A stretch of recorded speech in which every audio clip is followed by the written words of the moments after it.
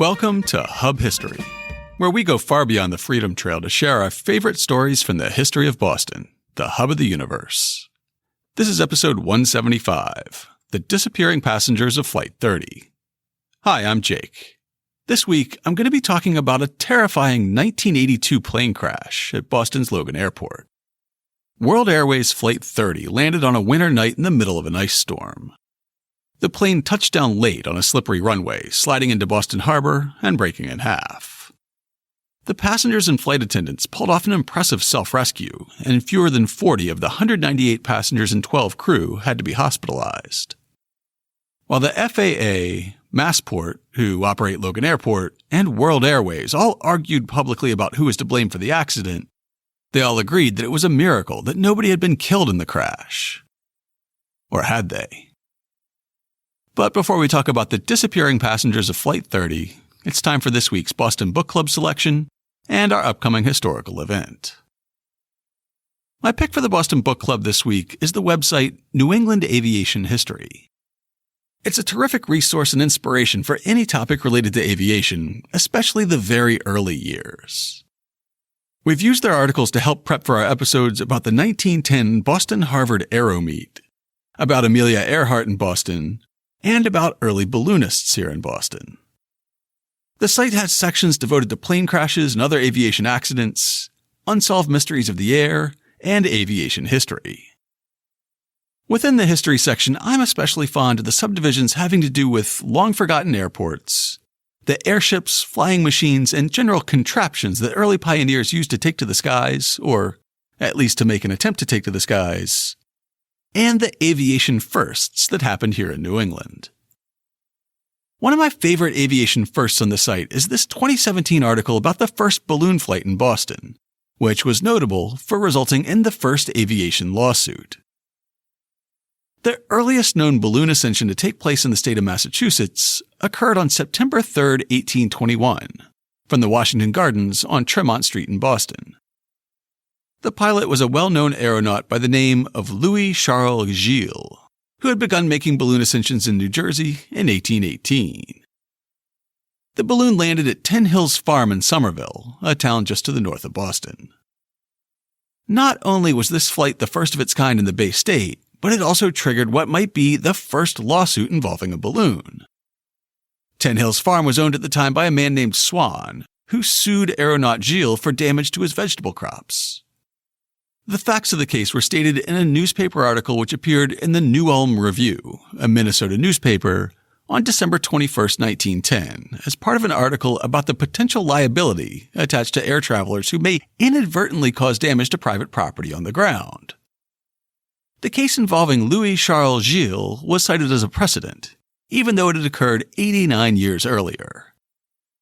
The article stated in part, "The facts are there stated as follows.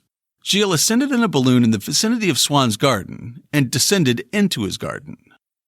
When he descended, his body was hanging out of the car of the balloon in a very perilous situation, and he called to a person at work in Swan's field to help him in a voice audible to the pursuing crowd. After the balloon descended, it dragged along over potatoes and radishes about 30 feet when Gilles was taken out. The balloon was carried to a barn at the farther end of the premises. When the balloon descended, more than 200 persons broke into Swan's garden through the fences and came on his properties, beating down his vegetables and flowers. The damage done by Gilles with his balloon was about $15, but the crowd did much more. The plaintiff's damage in all amounted to $90. It was contended before the justice that Gilles was answerable only for the damage done by himself and not the damage done by the crowd. The justice was of the opinion and so instructed the jury that the defendant was answerable for all the damage done to the plaintiff. The jury accordingly found a verdict for him for $90, on which the judgment was given and for costs. The sum of $90 was a significant amount of money in 1821. Gilles appealed, but the decision was upheld. The court ruled in part that Gilles was a trespasser, although not intentionally, and that his shouts for help, quote, induced the crowd to follow him, which in turn made him liable. See, even that brief piece is backed up by 4 sources, which is indicative of the quality of research you'll find on the site. If you're an early aviation buff, New England aviation history is definitely worth your time to browse. And for our upcoming event this week, we're featuring History Camp Boston, which is coming up on Saturday, March 14th. History Camp is billed as an unconference, with no predefined theme and no gatekeepers deciding who gets to present on what topic. Nikki and I have been attending since the first History Camp in 2014, and we've learned a lot about the history of Boston and the world in the years since. Over the years, the range of expert presenter goes way beyond what you'd find at an academic conference, and the best part is that you don't need any special credentials or special memberships to attend. Any old nerd, like you or me, is welcome. I'll be appearing there on a panel with fellow podcasters Michael Troy of the American Revolution podcast, Ed O'Donnell of In the Past Lane, Susan O'Chair Stevenson of American Epistles, and Liz Covart of Ben Franklin's World. There will also be talks by past podcast guests J.L. Bell, Eric Peterson, Lori Lynn Price, Sean Quigley, and Barbara Berenson. I'll be hoping to reconnect with old friends, meet some of our fans and social media contacts, and to recruit future guests to bring on the show. As of the time of this recording, there are still tickets available, but History Camp always sells out. Register now at historycamp.org/Boston to make sure you can attend. Before I move on with the show, I want to pause and say thanks to our most recent Patreon supporter, Richard L., and to longtime sponsor Michelle S. for doubling her monthly support from the Lewis Hayden level to our top tier, the Abigail Adams level. Supporters like Michelle and Richard make it possible for us to create this podcast. By signing up to sponsor Hub History for $2, $5, or even $10 a month, they allow us to pay for website hosting and security, audio processing tools, automatic transcription, and podcast media hosting. In return, we have special perks for our Amelia Earhart, Lewis Hayden, and Abigail Adams supporters. To learn more, just go to patreon.com/hubhistory or visit hubhistory.com and click on the Support Us link. Thanks again to all our new and returning sponsors. And now the Hub History podcast players recreate for you the last moments of World Airways Flight 30, as captured by the cockpit voice recorder. Boston Tower, World 14, World 30 Heavy approaching the outer marker. The final approach fix, over. World 30 Heavy, Boston Tower. Good evening, sir. You are cleared to land. Runway 15 right. The wind is 180 at 3. World 30 Heavies, cleared to land. 15 right. We're cleared to land. Flight attendants, take your seats, please. Final approach fix, altitude checks, no flags. Altitude checks, no flags. Flaps 35, before landing checklist. Flight guidance panel. Checked. Checked. Gear lights. Down and green. Annunciator panel. Checked. Spoilers. Armed. Flaps and slats. 35. 35. Land light. Before landing is complete. 7,100 feet to minimums. Ground is in sight. Roger. Runway is in sight. Slightly left. 500 feet. 400. 300. 200. 100. 50. 40. 30. 20. 10. 120 knots. No braking. 100 knots. 80 knots. No braking. Oh, 60 knots. Oh, We're going off the end. Tower, world's going off the end. World 30 Heavy, off the end, sir. Are you able to right turn? Roger, sir. Notifying the Boston Fire Department. Flight 30 flew from Oakland, California to Newark International Airport on Saturday, January 23, 1982, before connecting on to Boston. It was a typically terrible winter evening in Boston, with the average temperature at Logan slowly dropping from the day's high near 40 degrees to an overnight low in the single digits. At the same time, snow showers switched over to sleet and then to rain, even as the temperature fell. Anyone who's driven on highways around Boston in similar conditions knows that that's a recipe for black ice.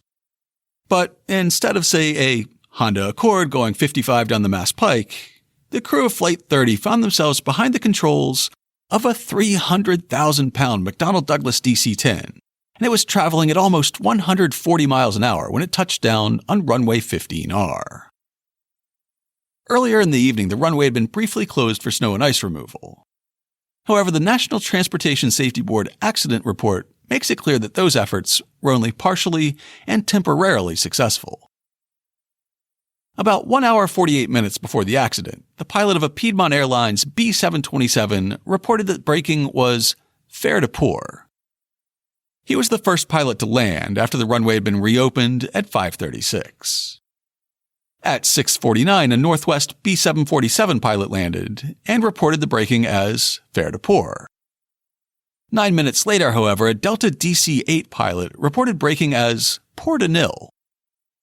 In a written statement submitted after the accident, he said that he landed in the normal touchdown zone, applied full reverse thrust, and minimized brake applications for controllability.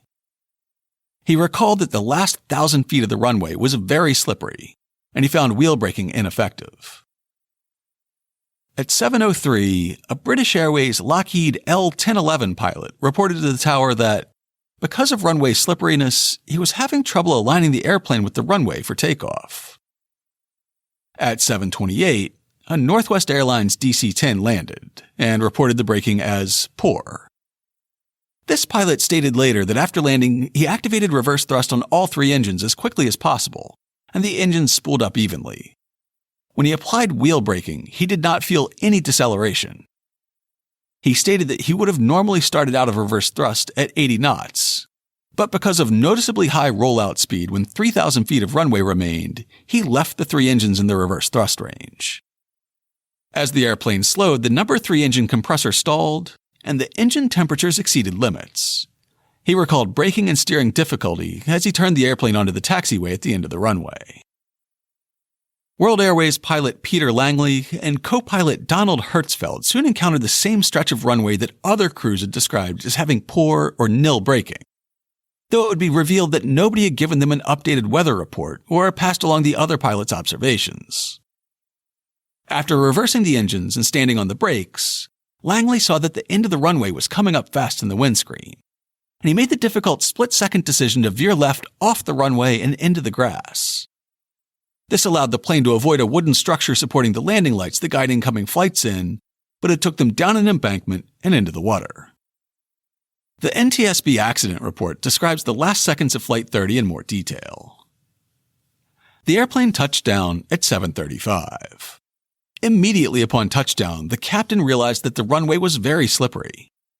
He recognized the slipperiness by the gentle sliding contact of the landing gear with the runway, and he was aware that the ground spoilers, which automatically deploy on main wheel spin-up, had not extended after the landing. However, as the nose wheel was lowered to the runway and the engines were put into reverse thrust range, the ground spoilers deployed.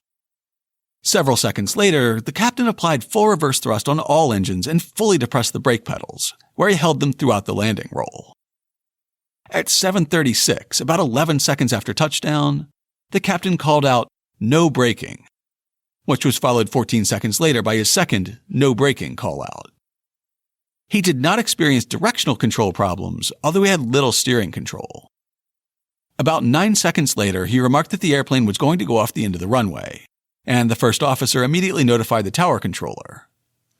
When the captain realized that he could not stop the airplane on the runway, he steered it to the left to avoid the runway 33L approach light pier. 4 seconds later, at 7:36 and 40 seconds, Flight 30 Heavy went over the seawall and into Boston Harbor. As far as I can tell, the plane was still going about 70 miles an hour when it hit the water and came to an abrupt stop. On January 25th, one passenger told the Globe that she hadn't even looked out the window as the plane descended. So the first time she realized that something was wrong was when a wave of water swept through the passenger compartment from front to rear, reaching her seat in the back of first class. Another passenger, a man from London who was sitting in the second row, reported on January 24th, "The pilot kept reversing the engines, but the plane wouldn't stop. The next thing I knew, there was a big bump and the front disappeared. Water was lapping right at my feet. I almost couldn't believe it, but I saw the two stewardesses and the captain in front of me in the water. Another guy helped me and we pulled them to shore." Pilot Peter Langley and co-pilot Donald Hertzfeld weren't the only ones who found themselves in the water. As the plane hit the water at the end of the runway, the fuselage came to a sudden stop, while the cockpit decided to keep going. The plane ruptured right at the first row of seats, and the cockpit was flung out into the water. One passenger also found himself ejected from the plane, as he explained to the Globe. "We were moving so damn fast that I knew something was wrong. My seatbelt flew open, I flew 3 seats over. It just felt like it was moving too fast for landing. There was no warning from the pilot. The crew told us to sit down, but people were running around. They were in a panic. When we came out of the skid, I was in the water. I started swimming in about 3 feet of water, then I was on the bank, and I helped some people out. The evacuation was terrible. Most people had no shoes." The official accident report elaborates, "Because of the reduced visibility, traffic controllers in the Logan Tower lost sight of Flight 30 Heavy as it reached the end of runway 15R. After the first officer's last transmission, local and ground controllers radioed for confirmation of Flight 30 Heavy's location. Upon receiving no response, the tower supervisor activated the emergency alarm to the airport fire department, and the airport was closed to air traffic. The crash fire rescue facilities of the airport responded immediately. The airplane had stopped in shallow water at the edge of the harbor, 110 feet left of the runway centerline, and midway between the approach light pier and the large granite stone blocks which lined the top of an earthen embankment. The 30-foot gravel and mud slope dropped about 10 feet from the top of the embankment to the shoreline. Under the airplane, the muddy harbor bottom continued in a gradual 5-foot slope. As Flight 30 Heavy entered the water, the wing-mounted engines were flooded and stopped running. However, the centerline engine continued to run at full reverse thrust. At the time of the accident, the water was 4 feet deep at the bottom of the 4R exit door evacuation slide and 2 feet deep between the right wingtip and the shore. The airplane was canted to the right of the shoreline, and the distance between the right wingtip and the shore was less than 4 feet. Inside the aircraft, passengers struggled to hear each other and the flight attendants as the plane's third engine, mounted high on the tail, continued to run at full throttle. Strange-smelling fumes filled the cabin, and many worried about a possible explosion. Not realizing that the cockpit had broken off and taken the pilots with it, the flight attendants at first urged everyone to stay seated and wait for instructions. Only after passengers from the front of the cabin rushed back and began trying to open the emergency exits did the flight attendants realize that they were on their own. Finally, the flight attendants and passengers opened the 6 emergency exits, deploying the inflatable slides. Seeing that the right wing was nearly on shore, the passengers began making their way down the slides on the right side. The engine that was still running blasted them with ice, sand, and pebbles as they went. Depending on which slide they went down, some could walk down the wing and nearly step onto shore, while others waded chest-deep through 34-degree water choked with ice flows. 2 Logan Airport snowplow drivers were the first on the scene. After being shocked by the sight of a plane going off the runway, swerving to avoid the landing lights, and crashing into the harbor, they raced to the edge of the water. As they pulled the first passengers out of the water and put them in the truck cab to warm up, 10 fire trucks, a dozen ambulances, 4 emergency buses, and a Coast Guard patrol boat converged on the scene. Firefighters and state troopers waded into the water to help frigid passengers get to shore. Another trooper boarded the plane with flight engineer William Rogers while he finally shut down that third engine that had been drowning out all attempts at communication. Before long, emergency divers were in the water looking for stragglers. Interviews with passengers said that the evacuation was complete within 20 minutes of the plane hitting the water. The director of public safety at Massport commented, "The real heroes were the passengers. I've never seen a more orderly evacuation. There was absolutely not a panic. All we did was direct, comfort, and find some shelter for them." Meanwhile, inside the airport, waiting family and friends were told that the flight had been delayed. Some of those who were waiting went up to a rooftop observation deck to watch police cruisers and ambulances tear down the runway. But the airline didn't confirm that there was a problem until after people called home to report the delay, and family members at home told them that they'd heard about a crash on the news. Back then, loved ones could wait for incoming passengers at the gate, and there was soon a chaotic scene at Gate 6. A World Airways spokesman at first said that there were no injuries, then that there were some injuries but no deaths, while state troopers attempted to push back the angry crowd. In the aftermath of the crash, 39 people were rushed to area hospitals, including 33 passengers and crew and 6 rescue workers. They suffered from everything from concussions and neck pain to acute hypothermia. One of the worst cases was a 33-year-old flight attendant who put on a life vest and went down the evacuation slide on the wrong side of the airplane. She wound up in deeper water and floated there alone for almost a half hour. Her body temperature had fallen to 83 degrees by the time she got to MGH for emergency rewarming. She was still in the hospital 48 hours later, as were a 27-year-old passenger with a fractured spine, pilot Peter Langley, who was badly bruised when the cockpit separated from the rest of the plane, and a 56-year-old passenger who suffered a possible heart attack during the evacuation. At 11:45 p.m., about 4 hours after the crash, Massport told the press that all 195 passengers had either checked in at the emergency shelter at the airport or been registered at local hospitals. The passenger total was later increased to 198 to include 3 infants who had been traveling without tickets. Everyone was accounted for. The initial reports on the crash in the January 24th Globe marveled at how lucky the outcome was. No one was killed or critically injured, although at least 40 people, including the pilot and co-pilot, were taken to area hospitals.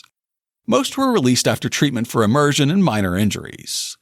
However, one passenger, a woman who was submerged for a half hour, was in an intensive care unit for treatment of acute hypothermia. Everybody is accounted for, Sergeant Herbert Hall of the State Police at Logan said late last night. There are no bodies floating around or anything like that. We are missing 2, but they missed the flight. Because America is a litigious nation, the finger-pointing began immediately. World Airways said that Massport hadn't adequately de-iced runway 15R, and they should have stopped incoming flights if they couldn't provide safe runways. Massport said that the runway was fully sanded and safe, other flights had landed without incident that night, and the World Airways pilots had obviously made an error and touched down left of the center line. When the evacuating passengers and first responders told the newspapers that the runway was so icy they couldn't even stand up on it, a Massport spokesperson responded testily, "I don't think the passengers qualify to say whether a runway is safe or not. The people who maintain those runways say they were safe, and conditions are checked virtually every minute." The National Transportation Safety Board, for their part, basically told everyone involved to shut up until they had a chance to investigate. On Tuesday the 26th, Massport and the airline continued to trade barbs, while agreeing that everyone involved was very lucky that there hadn't been any fatalities on the doomed flight. In the meantime, comments to the press indicated that the NTSB was beginning to focus on how far down the runway the plane had touched down. Runway 15R is 10,081 feet long in total, just a tad short of 2 miles. Its displaced threshold, however, is only 9,191 feet. Oh, what's that? You're not familiar with the term displaced threshold, you fool? Just kidding, I'd never heard of it either before researching this episode. The displaced threshold is essentially how much of an airport runway is allowed to be used for landing. If you look out the window while circling over an airport or look at a runway on Google Earth, you'll see that many have a series of white hash marks partway down the length, marking a point beyond which landing flights are allowed to touch down. Sometimes these restrictions are put in place for reasons like noise abatement, and sometimes they're intended to help landing flights avoid obstructions on the ground that a departing flight would easily clear. The NTSB accident report revealed that visibility from the ground was cut off by low-lying clouds at 800 feet. Several flights had to go around twice to line up on the runway correctly. The report says, during the hour before the accident, 4 pilots had executed missed approaches. At 6:47, a Piedmont Airlines B727-200 made a missed approach to runway 15R when the airplane was not in a position to make a normal descent to the runway. At that time, the ceiling was reported to be a measured 800 feet, with visibility at 2 miles.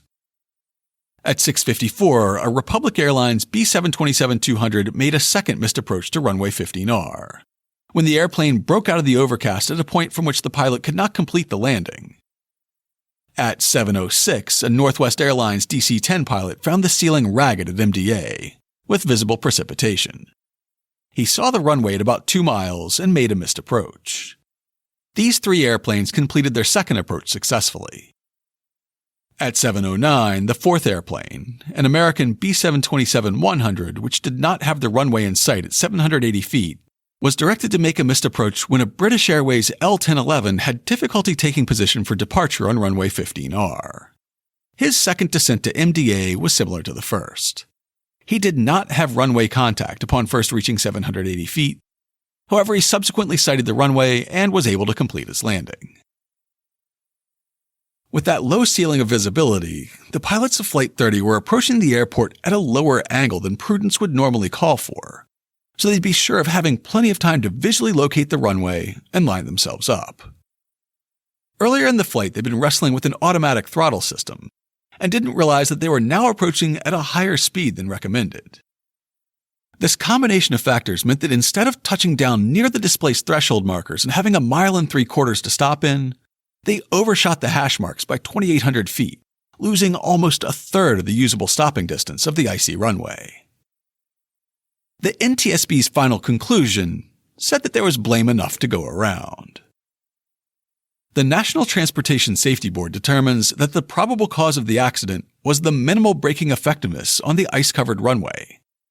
The failure of the Boston Logan International Airport management to exercise maximum efforts to assess the condition of the runway to assure continued safety of landing operations. The failure of air traffic control to transmit the most recent pilot reports of braking action to the pilot of Flight 30 Heavy, and the captain's decision to accept and maintain an excessive airspeed derived from the auto-throttle speed control system during the landing approach, which caused the airplane to land about 2,800 feet beyond the runway's displaced threshold. That final report wasn't published until the summer of 1985, 3 years later, while the parties involved continued to snipe at each other in the press in the week following the accident. While Massport, the FAA, and World Airways bickered, Audrey Metcalf of Dedham spent days on the phone with each organization, trying to get somebody to listen to her. Her 70-year-old father, Walter Metcalf, and her 40-year-old brother, Leo, had been on vacation in Port St. Joe, Florida together. They were flying People's Express from Tallahassee to Newark, and then their connection to Boston got canceled due to the bad weather. When the two didn't show up at Logan on Saturday night, the family began to worry, and Audrey began calling the airline. As you might expect, she had trouble getting through, and when she did, she was told that her father and brother were not on the flight. The family considered whether Walter and Leo might have taken a train up from Newark, but Sunday passed and there was no sign of them. On Monday, after being told again by the airline that all passengers were accounted for, Audrey attempted to file a missing persons report with the Dedham police, but she was told that she had to file it in Florida, where they were last seen. Finally, she was able to get a passenger manifest from Flight 30 through means she was never willing to reveal. There were the names of her father and brother. On Tuesday morning, about 60 hours after the crash, she presented her findings to state police troopers at Logan Airport and managed to get them to take her seriously. That afternoon, police boarded the wrecked aircraft again and found Walter Metcalf's carry-on bag and passport. On Wednesday, divers went back into the water looking for any sign of the pair. After passengers from the canceled People's Express flight were transferred to World, the Metcalfs somehow didn't make it onto the updated passenger manifest. They were seated in seats 1B and 1C, right along the line where the fuselage split. Their seats went into the water along with the cockpit. Neither man could swim. Now that officials were openly acknowledging that 2 people from the flight were missing, a number of their fellow passengers reported having seen the men struggling in the water, or at least having seen somebody they believed to be the Metcalfs. A 19-year-old student who'd been seated right behind them said that after the row of seats in front of him disappeared, he wondered what had happened to the 3 men sitting in them. A 25-year-old Tufts dental student told the Globe that he'd seen somebody struggling, as he pulled somebody else out of the water and back into the fuselage. Quote, "The person appeared to be frantically trying to swim. I said, 'Oh my God, I can't believe this.'" He said he reported a possible drowning to the state police in Massport, but they later denied having received any such report. Perhaps the most grim statement of all came from a 36-year-old management consultant who'd been seated in the first row of the cabin next to the Metcalfs.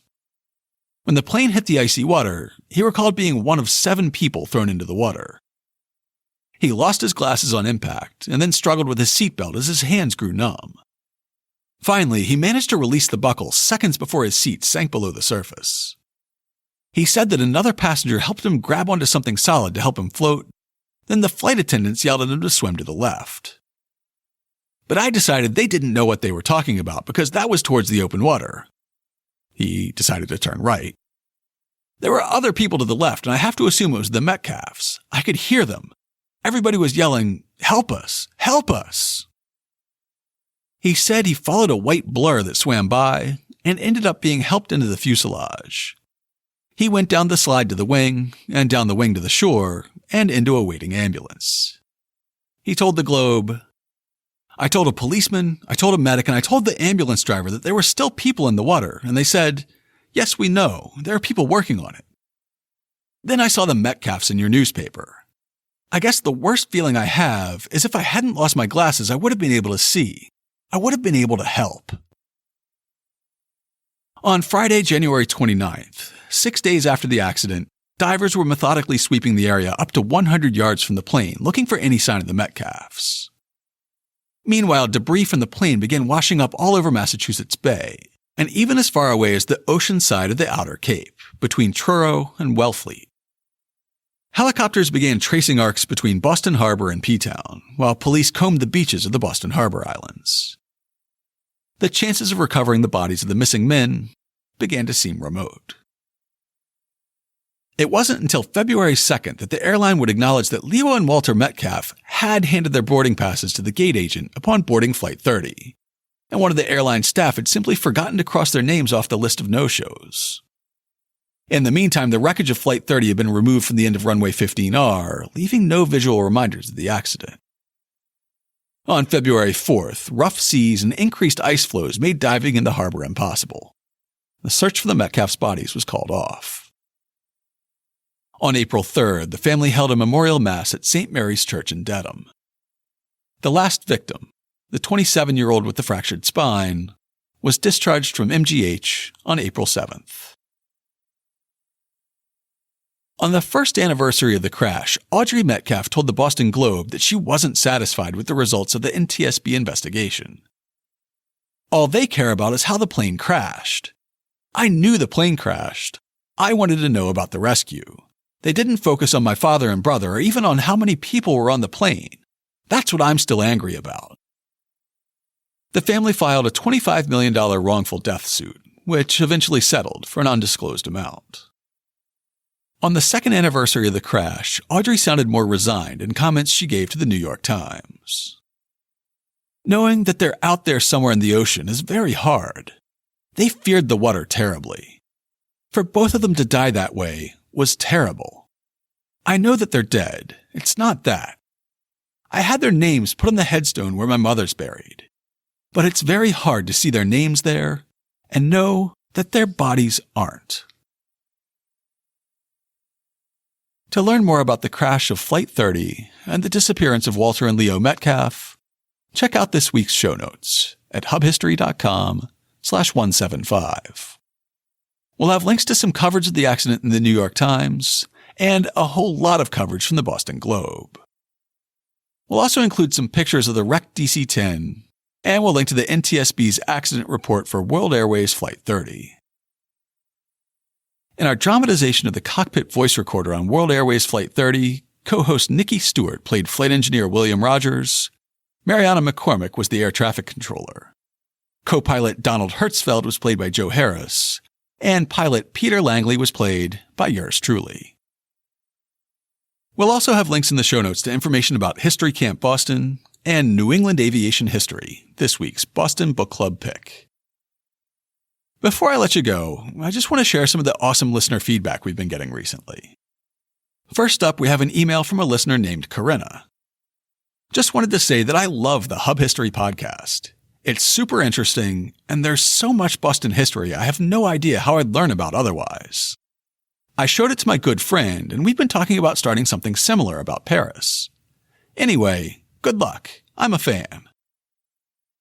Michelle left a comment on our Patreon page, patreon.com/hubhistory, saying, "Hey Hub History, after more than a year, maybe 2, of listening, I've finally caught up with the back catalog. I have to say the show is great and is only getting better. I miss the typical 2-host sessions, but really enjoy every episode. Thanks for the amazing research you do to bring great stories of Boston history to life." On Twitter, Boston by Foot described our 18th episode about Dr. Rebecca Lee Crumpler as a praiseworthy effort to honor a pioneering woman in medicine. And the Writer's Bone podcast described episode 171 about Louisa May Alcott as a must-listen for those who love history and literature. And speaking of episode 170 about the Millen Faber gang's machine gun murders, Michelle tweeted, "This was the wildest story I never heard of. Lots of WTH came out of my mouth while driving and listening." An anonymous commenter on the blog Universal Hub cited our 27th episode about 2 enslaved women who were burned at the stake in colonial Boston and said, "The Hub History episode is amazing. The story is heartbreaking. I wish that history was different." Over on Facebook, Paul asked, "As a listener from Australia, what does HUB stand for?" After we replied and shared the quote from Oliver Wendell Holmes naming the State House Dome in Boston the hub of the solar system, Paul followed up with, "Okay, I was trying to fit History University Boston or similar to HUB. Perhaps on the website About page you can make this reference. Anyway, appreciate you getting back to me. Enjoy the stories. I've started listening because Boston is part of my Industries of the Future PhD, comparing it with Melbourne, my hometown. And this podcast seemed to be a good way to become familiar with your fair city." We also heard from Richard Offrey, whose series of blog posts about the history of Chinatown and Chinese restaurants in Boston we featured back in episode 150.